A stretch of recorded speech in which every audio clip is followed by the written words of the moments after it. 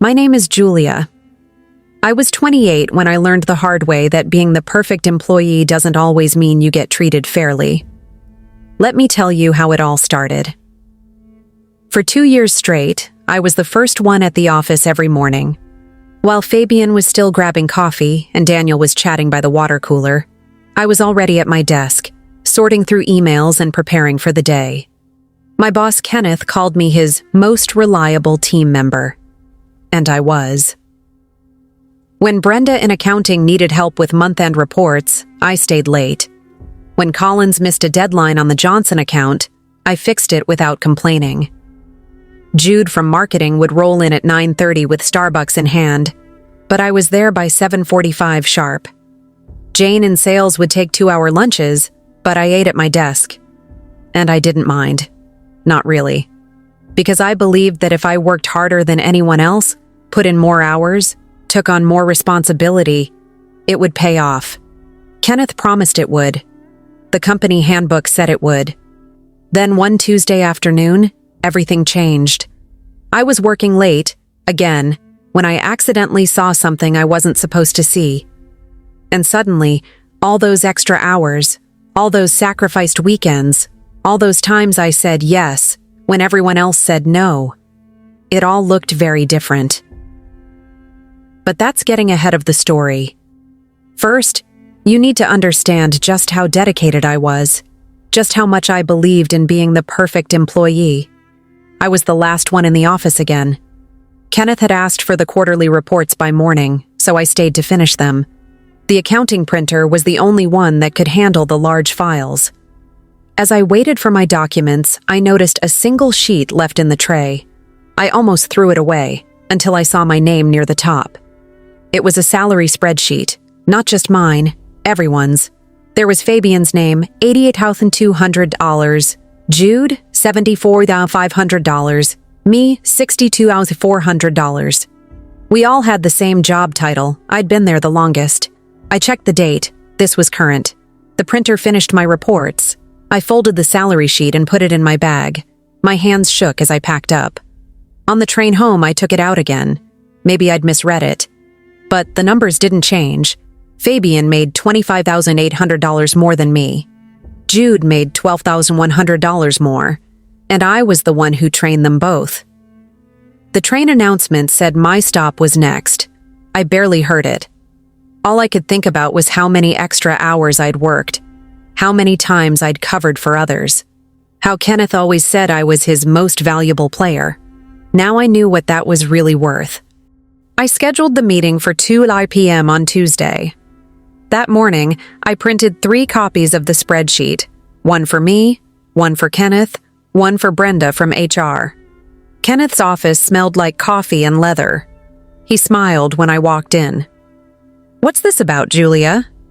I placed the papers on his desk. I need to understand why I'm being paid less than everyone else.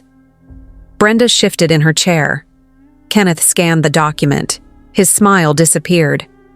"First," he said, "this is confidential information. Where did you get this?" "The printer," I said. "That's not the point. Fabian makes $25,000 more than me. We do identical work." Kenneth leaned back. "Salaries aren't set in stone, Julia. Fabian came from a competitor. We had to match his previous earnings." "What about Jude? He started after me." "Different skill sets," Brenda said. "And frankly, salary discussions between coworkers are inappropriate." I pointed to the numbers. "This isn't a discussion, it's math." Kenneth sighed. "If you want to earn more, focus on performance, not comparisons. Your last review was good, not great." My review said, "exceeds expectations." "Exactly," Kenneth said. "Not outstanding." Brenda stood up. "We can revisit your compensation at your next review cycle, 6 months from now." Kenneth checked his watch. "Is that all?" The meeting lasted 11 minutes. I timed it. I started keeping a folder. At first, it was just the salary sheet from the printer. Then I began saving everything. When Kenneth sent an email praising my work on the Thompson project, I forwarded it to my personal account. When Brenda accidentally left the quarterly review spreadsheet open on her computer, I took a photo with my phone. I found old job postings online. Our exact position listed at $15,000 more than I made. I printed them at the library, not at work. One lunch hour, I met Rachel from the Denver office. We got coffee away from the building. "You too?" she said when I showed her my numbers. She pulled up her pay stub on her phone. Her male counterpart made $18,000 more. Rachel knew someone in payroll. She got me copies of last year's raises. The men averaged 7%. The women got 3%. I created a new email account. Not my name, not traceable to me. I uploaded everything there: documents, photos, screenshots. Then I waited. The folder got thicker. The emails piled up. I kept doing my job, kept smiling in meetings. Kenneth asked me to train another new hire, another man. The job posting showed his salary range, $20,000 more than mine. I saved that one too. I created a new email address, just random letters and numbers. No name, no connection to me. I picked a reporter at the business section of the city newspaper. She'd written about workplace discrimination before. Her contact information was right there on the website. The email took me 3 hours to write. I kept it short. Just facts. No emotion. "I work at Vantage Marketing," I typed. "Women here earn significantly less than men for the same work. I have proof." I attached 3 documents: the salary spreadsheet from the printer, the raise percentages Rachel gave me, the job posting for my position at $20,000 more. I didn't sign it. Just wrote "a concerned employee" at the bottom. I sent it on a Tuesday night. Checked my inbox constantly for 3 days. Nothing. On Friday, the reporter wrote back. 2 sentences. "Thanks for reaching out. Without someone willing to go on record, there's not much we can do with this." I stared at the screen. All that proof. All that risk. And it wasn't enough. The office printer hummed behind me. Kenneth was laughing with Fabian down the hall. I deleted the email. But not the files. There had to be another way. I created a new Reddit account at the public library. Used their computers, not my phone. Picked a generic username, nothing that could trace back to me. The post took all night to write. I read it 20 times, changed words, took out anything that sounded angry, just stuck to numbers and facts. Title: "My company pays women less. Here's the proof." I kept it simple. My position versus male coworkers. Salary comparisons, raise percentages by gender. The job listing showing higher pay for my exact role. No company name, no names at all. Just screenshots with personal info blacked out. I posted it right before my morning commute. The workday passed normally. Kenneth asked me to cover a late meeting. I said yes. At 5:30 p.m., my phone buzzed. A notification from Reddit. 3 upvotes. By 7:00 p.m., 47 comments. People asking questions, demanding more details. At 9:00 p.m., someone recognized the document format. "This looks like Vantage Marketing's payroll system." 10:30 p.m., over 1,000 upvotes. My hands shook scrolling through comments. Midnight, a Twitter account with 200K followers shared screenshots. Another company with proven gender pay gap. I refreshed the page every 5 minutes. The post kept spreading. At 2 a.m., someone commented, "HR is going to have a hell of a Monday." I closed my laptop. The office would open in 6 hours. For the first time in months, I slept through the night. The email from HR arrived at 6:17 a.m. Subject line: "Mandatory all-staff meeting, 8:30 a.m." The office buzzed when I walked in. Clusters of coworkers huddled around phones. Fabian avoided eye contact. Jude kept refreshing Twitter. Kenneth called us into the conference room. His tie was crooked. Brenda from HR stood stiffly beside him, clutching a folder. "Some misleading information about our company is circulating online," Kenneth began. His voice cracked. "We want to address this directly." Brenda passed out a memo titled, Vantage Marketing's commitment to workplace equality. It announced a new pay review process and unconscious bias training. Effective immediately. Rachel caught my eye across the room. Her mouth tightened. Jude raised his hand. So the numbers going around aren't real? Kenneth cleared his throat. Compensation is complex.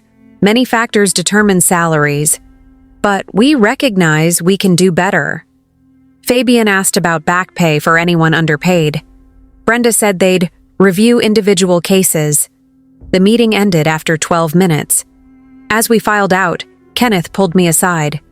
"Julia," he said. "My office, now." The door clicked shut behind us. His computer screen showed the Reddit post, now with over 10,000 shares. "You wouldn't know anything about this, would you?" His hands trembled slightly. I looked at the framed Employee of the Month photos on his wall. My picture wasn't there. Not once in 3 years. "I don't use Reddit," I said. His phone rang. The caller ID said CEO. Kenneth stared at it, then at me. "Get out," he said. I returned to my desk. My email pinged, a message from the Denver Reporter. Subject: "Following up, we'll go on record now." I clicked reply. The CEO's video went live at noon on Wednesday. The company-wide email had a single line. "Please watch this important message." His office looked different. No family photos, no awards, just a blank wall behind him. He wore a blue shirt with no tie. "At Vantage Marketing, we believe in fairness," he said. The words appeared stiff, rehearsed. "Recent discussions about pay equity have made us examine our practices more closely." His hand stayed perfectly still on the desk. The camera never cut away. "We've engaged an outside firm to review our compensation structure. Moving forward, we commit to transparency and equal pay for equal work. No apology, no mention of back pay, no acknowledgement of the viral post." The video lasted 1 minute 47 seconds. It ended abruptly. By 12:15, the comments flooded in. Twitter users mocked the empty promises. Someone created a side-by-side video comparing his speech to the salary spreadsheet. At 12:30, Kenneth called another team meeting. He looked exhausted. "The CEO's message speaks for itself," he said. "We're forming pay equity committees. Volunteers needed." No one raised their hand. Rachel's phone buzzed. She showed me the screen, a LinkedIn message from a competitor. "Heard about your situation. We pay fairly. Let's talk." Kenneth's phone rang again. He stepped into the hall.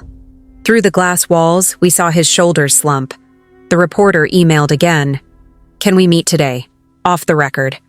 I typed one word. "Yes." Across the office, Fabian packed his bag and left early. Jude stared at his computer, not working. The company website crashed at 3 p.m. Too much traffic. When I walked out at 5:01, Kenneth was still on the phone. He didn't say goodbye. The security guards arrived at 9:15 a.m. We all saw them walk past the cubicles toward Kenneth's office. His voice carried through the thin walls. "This is outrageous." A drawer slammed. The guards spoke in low tones we couldn't quite hear. 10 minutes later, Kenneth walked out with a cardboard box. His face was red. His tie was gone. The guards escorted him to the elevators. He didn't look at anyone. The box contained a framed photo, a coffee mug, and a stack of files. Brenda from HR gathered us in the conference room at 10 Rao. She read from a prepared statement. "Effective immediately, Kenneth is no longer with Vantage Marketing. The company has appointed an interim department head while we restructure." Someone asked why. Brenda hesitated. "Multiple violations of company policy." Rachel whispered, "They needed a fall guy." The new interim boss arrived at 11:30, a woman from the Denver office. Her first email to the team had one attachment, an updated pay scale with salary ranges for every position. At lunch, I checked the news. 3 articles mentioned Kenneth's firing.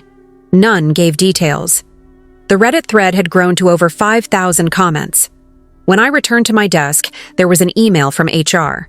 Subject: Salary review request. I clicked open the attachment. My new proposed salary, $85,000. Retroactive to last quarter. The reporter called at 2:20 p.m. The CEO resigned, she said. Board emergency meeting tonight. I looked around the office. People were actually smiling. The air felt different. Kenneth's nameplate was already gone from his old door. Someone had taped a printout of the salary spreadsheet in its place. At 4:30, the interim boss stopped by my desk. "We're restructuring the team," she said. "Your input would be valuable." I opened my calendar. "When would you like to meet?" She smiled. "How about now?" We walked to what used to be Kenneth's office. The chair was still warm. The first email came a week after the CEO resigned. A tech startup wanted advice on their pay structure. Then a nonprofit reached out. Then a Fortune 500 company. I set up a simple website offering consulting services. No fancy graphics. Just 3 words. Equal pay matters. The Denver Reporter published her article. She kept me anonymous, but quoted the documents. The story ran on the front page. My former coworkers started texting. Rachel got a promotion and a 30% raise. Jude left for another company. Fabian stayed quiet. Kenneth tried to sue the company for wrongful termination. The case settled out of court. Someone saw him working at a car dealership. The interim boss became permanent. She asked me to come back as a director. I declined politely. Instead, I took meetings with HR teams from other corporations, showed them how to spot pay gaps, taught them how to fix problems before they went viral. One afternoon, I got a call from the state legislature. They wanted testimony on a new pay transparency bill. The hearing room was packed. Cameras lined the back wall. When they called my name, I walked to the microphone with notes in hand. "Thank you for having me," I began. "Let me tell you what really happens behind closed doors." Afterwards, 3 women from different companies waited to talk to me in the hallway. They all had similar stories. I gave them my card. The design was simple. Just my name, phone number, and those same 3 words, equal pay matters. That night, I checked the consulting email account. 17 new messages. Some from companies. Some from women just like me. I answered every one. Then I started drafting a template for salary negotiation workshops. The work wasn't finished, but it was a start. A year later, I stood outside Vantage Marketing's new headquarters. They'd rebranded after the scandal. New name, new logo, new promises about workplace equality. The receptionist didn't recognize me when I walked in. Why would she? I was just another consultant now, hired to assess their progress. The new CEO greeted me in the lobby. She'd been brought in after the shakeup. "We've made changes," she said, "but we know there's more work to do." I toured the offices, saw the new transparent salary bands posted in every department, met the diversity task force, reviewed the complaint procedures. In the break room, I noticed Rachel's Employee of the Month photo on the wall. 3 other women's pictures hung beside it. At lunch, the CEO asked how they could improve further. I suggested regular pay audits, more women in leadership, better parental leave. She took notes. "We should have done this years ago," she said. I thought about Kenneth, about the spreadsheet, about how long it took for anything to change. "Better late than never," I said. On my way out, I passed Kenneth's old office.